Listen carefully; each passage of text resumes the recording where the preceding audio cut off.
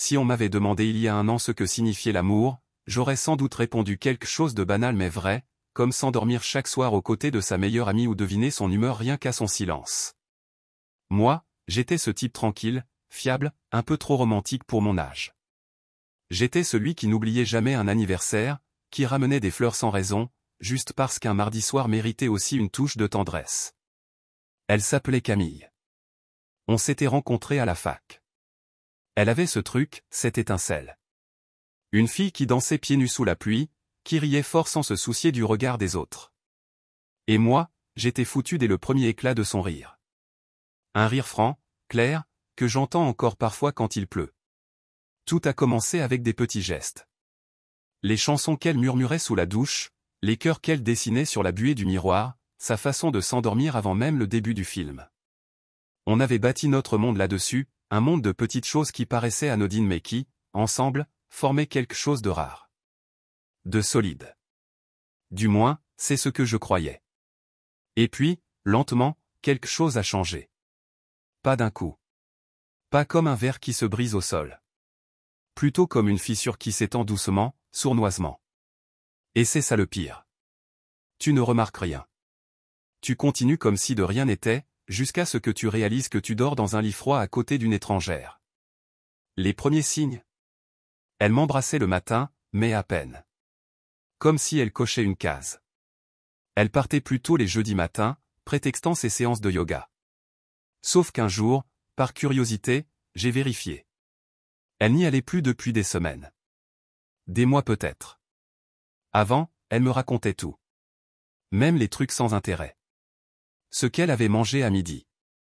Un mail bizarre au boulot. Une collègue qui portait toujours les mêmes chaussures. J'adorais ça. J'adorais savoir ce qui remplissait ses journées. Mais ces conversations ont disparu, remplacées par un silence pesant. Et moi, comme un con, j'ai cru que c'était moi le problème. Je me suis remis en question. Peut-être que j'avais cessé de la surprendre. Peut-être que j'étais devenu trop prévisible. Alors j'ai essayé. J'ai cuisiné plus souvent, j'ai nettoyé sans qu'on me le demande. J'ai acheté un coffret de peinture, parce qu'elle adorait ça avant. Je me suis dit qu'un petit week-end en montagne pourrait nous faire du bien, loin de tout. Elle a annulé la veille du départ.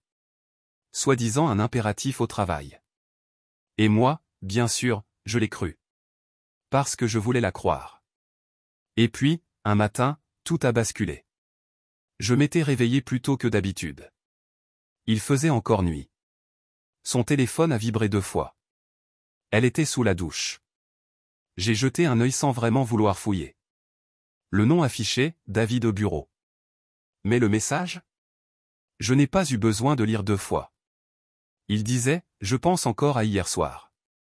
J'arrive pas à me le sortir de la tête.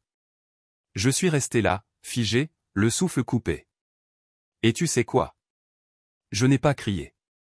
Je n'ai rien cassé. J'ai reposé son téléphone exactement là où je l'avais trouvé. Quand elle est sortie de la salle de bain, serviette nouée autour du corps, elle m'a souri. Et moi? Je l'ai embrassée sur le front. Je lui ai dit que j'allais faire du café. Mais à l'intérieur, quelque chose s'est brisé. Pas dans le vacarme. Dans le silence. Je ne lui ai rien dit. Pas ce jour-là. Pas le suivant non plus. À quoi bon? J'avais besoin de comprendre, de ressentir pleinement ce que cette trahison faisait naître en moi avant de tout faire exploser.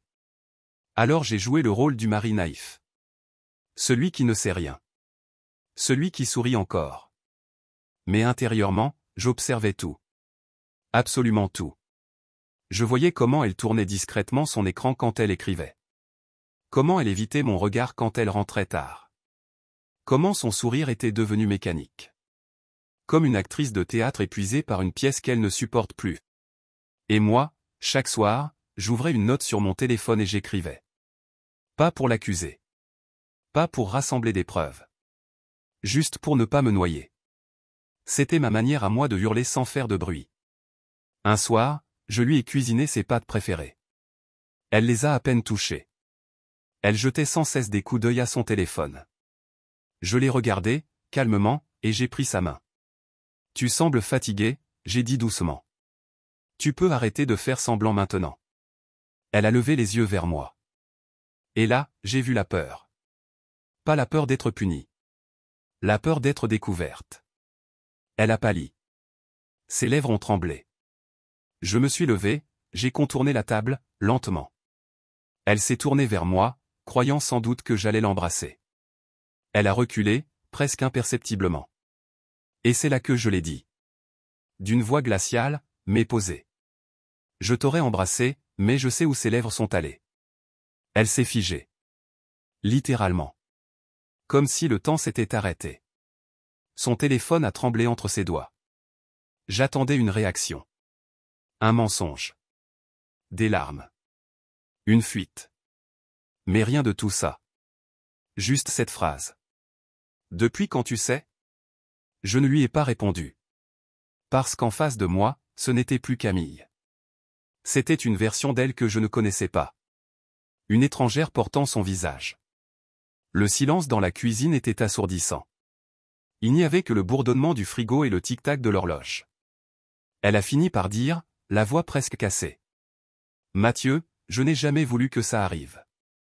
Ce genre de phrase, tu l'as entendu 1000 fois dans les films. Et tu sais qu'elle ne veut rien dire. Je ne me suis pas emporté. Je l'ai regardée. Fixement. Je voulais voir jusqu'où elle allait s'enfoncer. Je l'ai laissé parler. Elle a fini par avouer. Il s'appelait David. Ils s'étaient rencontrés à la salle de sport. Ce n'était pas sérieux, a-t-elle ajouté. Pas sérieux. Comme si ça changeait quoi que ce soit. Comme si ça allégeait la douleur. Elle aurait pu me gifler, ça aurait fait moins mal. J'ai demandé, toujours aussi calme. Alors, ce soir-là, quand tu es rentré de la salle de sport et que tu m'as embrassé, ce n'était pas sérieux non plus? Elle s'est tue. Elle n'a pas osé me regarder. Et là, j'ai compris quelque chose de terrible. Elle ne savait même plus quelle partie de son mensonge elle pouvait encore défendre. Cette nuit-là, je n'ai pas dormi. Je suis resté couché, les yeux ouverts, me repassant en boucle des souvenirs que j'aurais préféré oublier. Les bols qu'on n'avait jamais achetés parce qu'on mangeait nos céréales dans des mugs. Sa main qui cherchait la mienne dans le lit. Son rire dans la cuisine, pieds nus sur le carrelage froid. Tout ça. Toutes ces petites choses. Elle ne m'apportait plus aucun réconfort. Elle me faisait mal. Elle a dormi dans la chambre d'amis. Pas parce que je l'avais chassée. Parce qu'elle savait. Et à partir de ce moment, on est devenus des colocataires du silence. On se croisait. On se parlait sans se parler. Elle nourrissait le chat. Je faisais le café. Le quotidien continuait, mais plus rien n'avait de sens. Le plus dur? Ce n'est pas le moment où elle a couché avec un autre. C'est bien avant ça. C'est quand elle a cessé de me regarder comme avant. Quand elle a cessé de me poser des questions. Quand elle s'est déconnectée de moi, sans que je le remarque. Je croyais que c'était moi qui n'étais plus à la hauteur. Mais non. C'est juste qu'elle ne me voyait plus. Un matin, je suis sorti sans but. J'ai pris la voiture sans savoir où j'allais. J'avais juste besoin de mettre de la distance entre moi et cette maison devenue étrangère, entre moi et cette femme dont je ne reconnaissais plus les yeux. J'ai conduit pendant des heures, sans musique, sans radio. Juste le bruit du moteur et mes pensées en vrac. Je me suis retrouvé garé devant une vieille bibliothèque abandonnée. Elle était fermée depuis des années, mais j'y allais souvent quand j'étais enfant. C'était drôle, comme la douleur me ramenait toujours à des endroits sûrs, à des souvenirs où tout était encore simple. Où personne ne te trahissait. Je suis resté là, assis dans la voiture, à regarder les fenêtres poussiéreuses, à essayer de me rappeler la dernière fois où Camille m'avait regardé avec amour. Et le pire? Je ne trouvais pas. Mon esprit fouillait dans notre passé, mais ce regard, je ne l'avais pas vu depuis si longtemps que j'en doutais presque. Et là, une autre vérité m'a frappé. Une vérité qu'on ne dit jamais assez fort, il n'y a jamais de juste une erreur. Pas de juste un baiser. Pas de juste une nuit. Chaque trahison, même déguisée en accident, contamine tout ce qui a précédé. Je ne suis rentré qu'au coucher du soleil. Le porche était allumé, comme toujours. Elle avait laissé la lumière pour moi. Une habitude. Un geste vide de sens désormais. À l'intérieur, elle était recroquevillée sur le canapé, enroulée dans sa vieille couverture grise. Les yeux rouges. Elle portait un de mes pulls, celui qu'elle aimait me piquer quand il faisait froid. Avant, ça m'aurait fait sourire. Ce soir-là, non. Je me suis assis en face d'elle. On n'a pas parlé pendant de longues minutes. Et puis elle a murmuré. Je sais que tu ne reviendras pas de ça. Et là, pendant une fraction de seconde, j'ai revu celle qu'elle avait été. La Camille des débuts. Celle qui me prenait la main dans les rues bondées. Celle qui murmurait « Je te choisis » sans rien dire, juste avec les yeux. Mais je n'ai rien dit. J'ai seulement posé une question. Et si je ne l'avais jamais su? Qu'est-ce que tu aurais fait? Elle a baissé les yeux, comme si la réponse était écrite sur le tapis. Elle a mis un long moment avant de répondre. Je sais pas. Et bizarrement, c'est la chose la plus honnête qu'elle ait dite depuis des semaines. Et là, une autre fissure s'est ouverte en moi. Ce n'était pas de la rage. Pas de la haine. C'était du deuil. Le deuil silencieux du mec que j'étais avant. Celui qui croyait encore en nous. Celui qui se battait pour deux. Je lui ai dit. Je ne comptais pas fouiller ton téléphone. Je ne voulais pas être ce genre de mec. Je te faisais confiance. Jusqu'au moment où je ne pouvais plus. Et ce moment-là, il n'a pas fait de bruit. C'était comme entendre une porte se fermer quelque part dans la maison, sans jamais l'avoir vue s'ouvrir. Elle s'est essuyée le visage du revers de la manche. Et puis, elle m'a regardé droit dans les yeux. Est-ce qu'il y a quelqu'un d'autre? A-t-elle demandé. J'ai ri. Pas parce que c'était drôle. Mais parce que c'était absurde. Comme si elle cherchait une excuse à son propre échec. Non. Il n'y a jamais eu personne d'autre. C'est bien ça, le problème. Et c'est là que j'ai compris que je n'étais pas en train de perdre mon couple. J'étais en train de perdre celui que j'avais été pour elle. Elle m'a demandé si j'allais partir. Et j'ai répondu la vérité. Pas tout de suite. Parce que partir, parfois, ce n'est pas faire ses valises et claquer la porte. Parfois, c'est plus lent. Plus silencieux. C'est s'éloigner millimètre par millimètre. Jusqu'à ce que, un matin, tu te réveilles et tu réalises que tu dors à côté de quelqu'un, que tu as déjà quitté dans ta tête. Et elle a compris. Elle ne s'est pas défendue. Elle n'a pas pleuré. Elle a juste hoché la tête. Et dans ce hochement, il y avait déjà une sorte d'adieu. Les jours qui ont suivi ont été les plus étrangement paisibles de ma vie. Pas parce que j'allais mieux. Pas parce que j'avais trouvé une réponse. Mais parce qu'on vivait comme deux fantômes dans la même maison. Des gestes mécaniques, des silences qui prenaient toute la place. On ne se disputait pas. On ne se touchait pas. On évitait juste de croiser nos regards trop longtemps. Je faisais le café. Elle pliait le linge. On aurait pu croire, de l'extérieur, que tout allait bien. Mais à l'intérieur, il ne restait que le vide. Un immense vide entre deux personnes qui avaient, un jour, cru en quelque chose de plus grand qu'eux. Elle a essayé, parfois. Elle ramenait des croissants de ma boulangerie préférée. Me proposait d'aller marcher. Un jour, elle a même lancé un timide « On peut parler », mais j'ai simplement secoué la tête. Ce n'était pas par cruauté. C'est juste que, je ne voulais plus jouer au pardon. Pas encore. Peut-être jamais. Ce qu'elle ne comprenait pas, c'est que j'avais déjà commencé à m'éloigner. Pas par vengeance. Pas pour lui faire mal. Mais parce que je ne voulais plus me dissoudre dans une vie où je n'existais que pour maintenir quelque chose d'effondré. Alors j'ai commencé à me lever plus tôt. Pas parce que je devais. Mais parce que je voulais. À l'aube, je sortais marcher. Pas de musique. Juste le bruit de mes pas sur le gravier et mon souffle dans l'air frais. Et dans ces moments-là, quelque chose en moi s'est remis à bouger. Je me suis acheté un carnet. Rien d'extraordinaire. Un vieux cahier à spirale trouvé dans une supérette. Et j'ai recommencé à écrire. Tous les matins. Pas sur elle. Pas sur ce qu'elle avait fait. Mais sur moi. Sur ce que je ressentais. Sur ce que j'avais oublié d'aimer chez moi. J'ai écrit sur la lumière dorée de l'automne. Sur l'odeur du pain chaud en passant devant la boulangerie. Sur le vieux blouson de mon grand-père. Sur les chansons que ma mère chantonnait en cuisinant. Ça paraît banal. Mais ça ne l'était pas. Chaque mot, chaque ligne, c'était une corde qui me tirait un peu plus loin du naufrage. Un peu plus près de moi-même. J'ai recommencé à cuisiner. Pas pour elle. Pas pour impressionner. Pour moi. De vrais plats, complexes, exigeants. Des recettes qui me demandaient attention, patience, présence. Je mettais une bougie sur la table. Je buvais du thé au lieu du vin. Et parfois, je dînais seul. Volontairement. Juste pour me rappeler que la solitude, ce n'est pas forcément de la tristesse. Et elle voyait bien. Elle le sentait.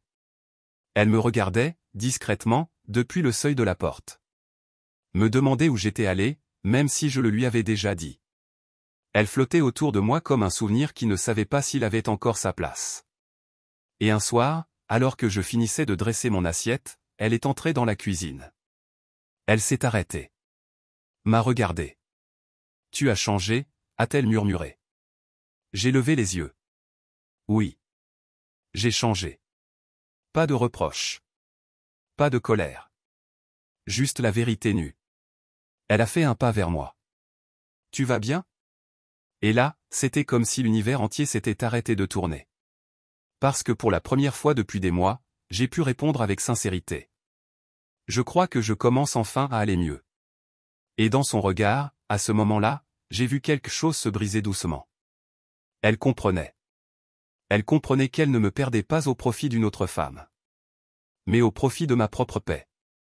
Cette nuit-là, j'ai dormi. Pas un sommeil agité, pas de cauchemar, pas d'insomnie à fixer le plafond. Un vrai sommeil. Profond.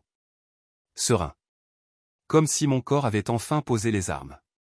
Comme si mon cœur, pour la première fois depuis des semaines, avait arrêté de crier. Le lendemain matin, vers 10 heures, j'ai entendu un petit coup discret à ma porte. Ça faisait des semaines qu'elle et moi on vivait dans des zones différentes de la maison. Elle dans la chambre d'amis.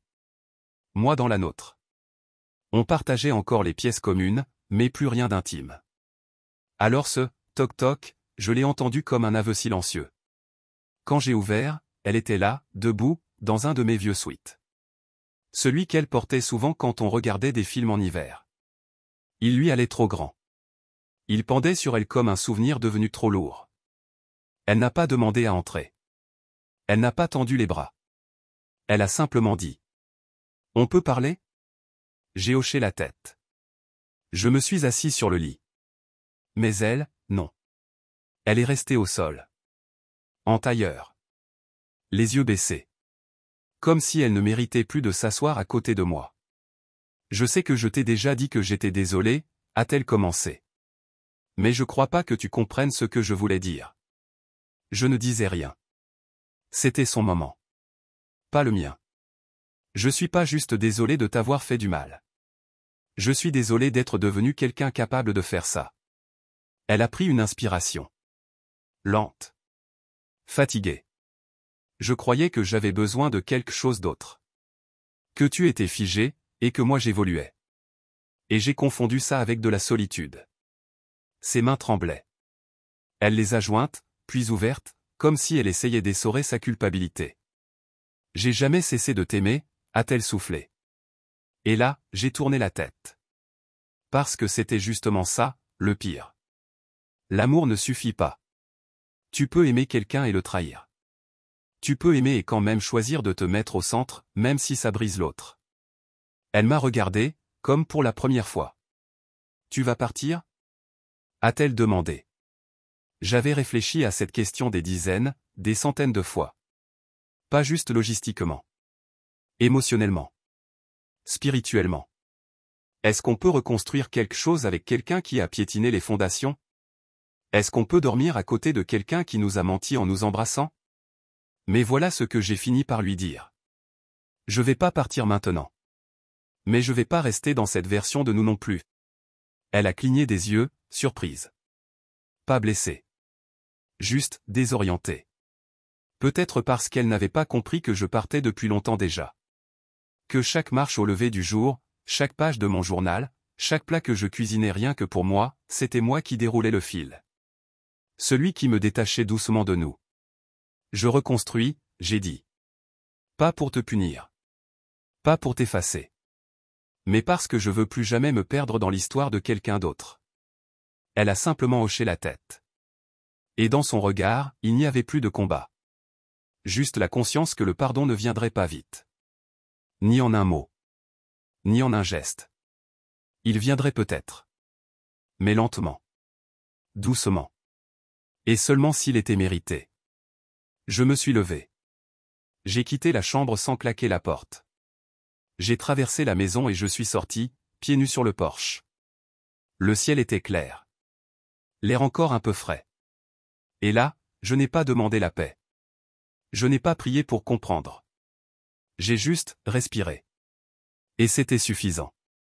Le lendemain matin, je ne me suis pas réveillé transformé. Pas de révélation divine. Pas de lumière céleste traversant la fenêtre. Mais je me suis levé plus léger. Pas guéri. Pas heureux. Juste, plus en paix. Comme si j'avais enfin enlevé un manteau trempé que je portais depuis des mois sans m'en rendre compte. Je n'ai pas appelé mes potes. Je n'ai pas parlé à mon frère. Je n'avais pas envie d'expliquer, de décortiquer, de justifier. L'idée de raconter ce qu'il s'était passé me vidait d'avance. Alors j'ai gardé le silence. J'ai laissé mes rituels faire le reste. Lever à l'aube. Marche dans le silence. Écriture. Cuisine. Respiration. Recommencer. Un matin, je me suis arrêté dans un petit café que je n'avais pas fréquenté depuis des années. Pas un Starbucks, non. Un vieux café de quartier, coincé entre une librairie et un cordonnier. Rien n'avait changé, les murs couleur orange pâle, le comptoir en bois penché, l'odeur de cannelle et de café moulu. Un endroit figé dans le temps. Je me suis assis au fond, dans le même coin où Camille et moi allions parfois le samedi matin, avant tout ça. Je ne suis pas venu chercher la nostalgie. Je voulais juste un endroit qui ne portait pas l'empreinte du mensonge. Et puis une femme s'est approchée. La cinquantaine, cheveux gris, regard franc. « Pardon, vous êtes Mathieu ?» J'ai acquiescé, surpris. « Je m'appelle Claire. Je travaillais avec Camille, il y a longtemps. Je m'attendais à une anecdote quelconque. Mais non. » Elle a dit. « Je l'ai vue il y a quelques semaines. » Elle avait l'air différente. Abîmée. Comme si quelque chose s'était fendu à l'intérieur. Je ne savais pas quoi répondre. Entendre son nom ici, dans un autre contexte, me semblait presque irréel. Elle m'a confié que tu ne la regardais plus comme avant. Mais ce qu'elle ne disait pas, et que moi j'ai vu, c'est qu'elle avait cessé de te voir bien avant. Cette phrase m'a percuté. Pas comme un coup. Comme une confirmation. Une évidence venue de l'extérieur. Quelqu'un qui n'avait rien à gagner. Juste un regard sincère. Claire s'est assise en face de moi sans attendre d'invitation. « Je sais pas pourquoi je vous raconte tout ça », a-t-elle dit. Peut-être parce que je suis assez vieille pour reconnaître le goût amer du regret. Et elle est en train de s'y noyer. Puis elle m'a regardé droit dans les yeux et m'a posé la seule vraie question que personne ne m'avait encore posée. « Qu'est-ce que tu veux, maintenant ? Pas ce que tu vas faire. Pas comment tu vas t'en sortir. Non. Ce que tu veux. » Et là, j'en savais rien. La paix ? Oui. De l'espace ? Évidemment. Mais au fond, je ne m'étais jamais autorisé à rêver au-delà de ma survie. J'avais passé tant de temps à maintenir ce couple en vie que je ne savais plus qui j'étais sans cette mission. Claire n'a rien ajouté. Elle s'est levée. Avant de partir, elle m'a glissé. Le pardon, c'est pas une dette qu'on te doit. Mais fais attention, le silence, c'est pas toujours la guérison. Parle-toi comme si tu comptais encore. Parce que tu comptes. Et elle est partie. Sans numéro. Sans contact. Juste ça. Quand je suis rentré ce soir-là, Camille était là. Assise sur le canapé. Elle m'attendait. Mais je n'avais plus rien à dire. J'ai juste rempli un verre d'eau, et j'ai dit calmement. Je ne suis plus en colère. Mais ça ne veut pas dire que tout va bien. Elle a hoché la tête. Et pour la première fois, elle n'a pas essayé de me convaincre du contraire. Les jours qui ont suivi ont été silencieux. Pas pesants. Pas froids. Juste neutres. Comme si on s'était dissous dans une maison qu'on n'habitait plus vraiment. Elle me proposait parfois de sortir. Reprenez des vieilles habitudes. Allumait des bougies, passait des playlists d'avant. Mais je ne répondais pas. Pas par vengeance. Parce que j'étais ailleurs. Ce qu'elle ne savait pas encore, c'est que moi, je reconstruisais. Lentement. Sincèrement. Je continuais à écrire. Pas sur elle. Sur moi. Sur l'odeur de la rosée. Sur les souvenirs d'enfance. Sur mes rêves d'avant. Je cuisinais encore. Avec soin. Avec amour. Pour moi. Un soir, elle est entrée dans la cuisine. Je dressais l'assiette. Elle m'a observé. Tu es différent. Oui. Tu vas bien? Je l'ai regardé. Et j'ai dit. Je crois que je suis enfin en train de me retrouver. Et elle a compris. Qu'elle ne faisait plus partie de cette renaissance. Puis un matin, elle a frappé à la porte de ma chambre. J'ai commencé à écrire, m'a-t-elle dit. Pas sur ce que j'ai fait. Sur moi. Sur la femme que j'ai perdue bien avant que toi tu me perdes. Elle m'a tendu une enveloppe. Un stage artistique, loin d'ici. Un mois complet. Son nom figurait déjà sur la liste des participants. Je pars, m'a-t-elle dit.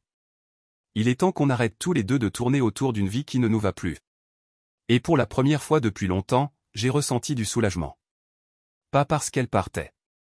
Mais parce qu'on faisait enfin quelque chose d'honnête. Quand? J'ai demandé. La semaine prochaine.